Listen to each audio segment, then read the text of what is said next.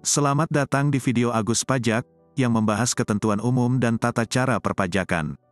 Video ke-45, kita bahas hasil pemeriksaan. Ini bagian dari beberapa seri pemeriksaan pajak. Seperti yang disampaikan di video sebelumnya, bahwa tujuan pemeriksaan ada dua. 1. Untuk menguji kepatuhan. 2. Untuk tujuan lain. Pemeriksaan untuk tujuan lain, hasilnya sesuai dengan tujuan tersebut.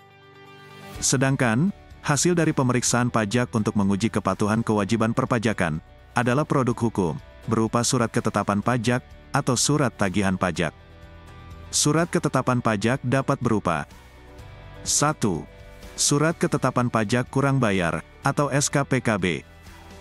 2. Surat ketetapan pajak lebih bayar, atau SKPLB.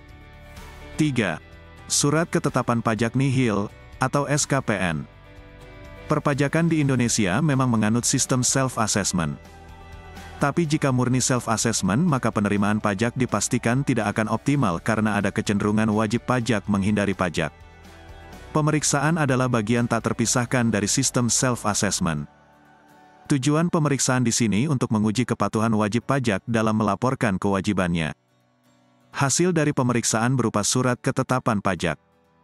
Jadi, surat ketetapan pajak sebenarnya perhitungan pajak versi kantor pajak.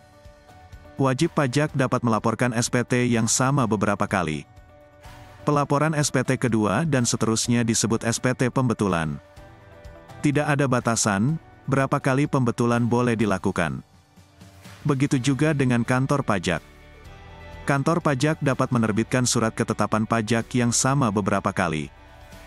Jika yang diterbitkan berupa surat ketetapan pajak kurang bayar, maka yang kedua dan seterusnya disebut surat ketetapan pajak kurang bayar tambahan atau SKPKBT.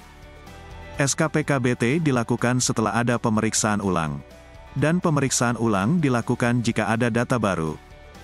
Undang-Undang KUP menjelaskan bahwa data baru adalah data atau keterangan mengenai segala sesuatu yang diperlukan untuk menghitung besarnya jumlah pajak yang terutang, yang oleh wajib pajak belum diberitahukan pada waktu penetapan semula, baik dalam SPT dan lampiran-lampirannya, maupun dalam pembukuan perusahaan, yang diserahkan pada waktu pemeriksaan.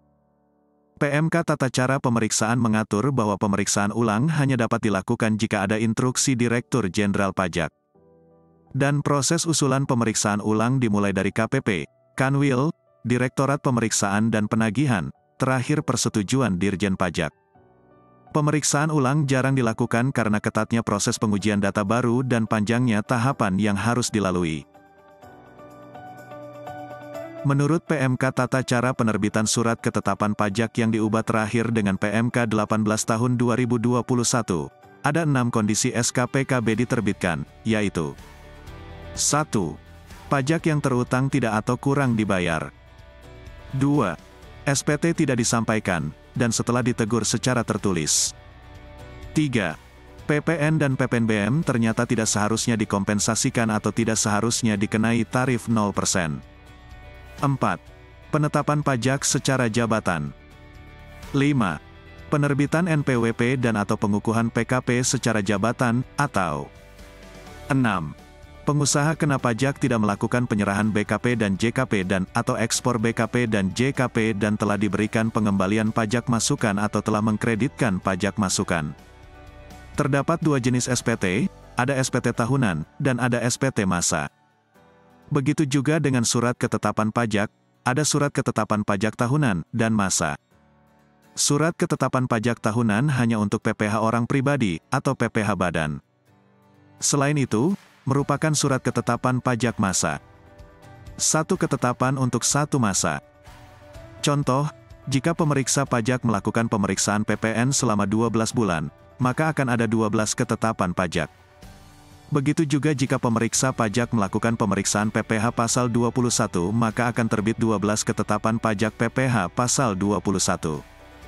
Dengan demikian, jika dilakukan pemeriksaan all taxes, pemeriksa pajak bisa menerbitkan 1 surat ketetapan pajak PPH badan, 12 surat ketetapan PPH pasal 21, 12 surat ketetapan PPH pasal 23, 12 surat ketetapan PPH pasal 26, dan 12 surat ketetapan PPN.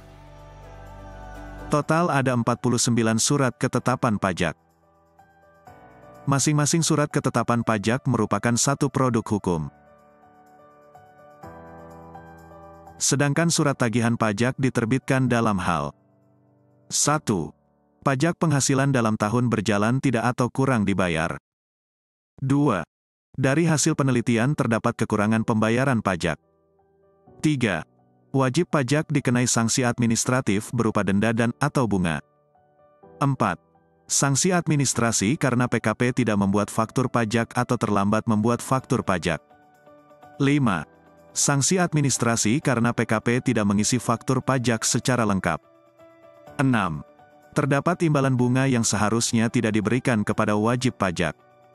Namun, STP hasil pemeriksaan biasanya diterbitkan terkait dengan sanksi administrasi. Contohnya, selama proses pemeriksaan, pemeriksa pajak menemukan SPT yang seharusnya dilaporkan.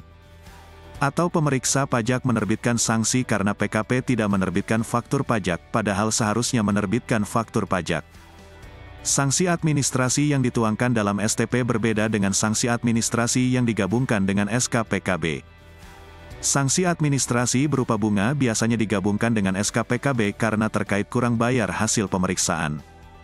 Sanksi administrasi karena wajib pajak tidak melaporkan SPT dapat diterbitkan oleh petugas AR, atau pemeriksa pajak pada saat pemeriksaan.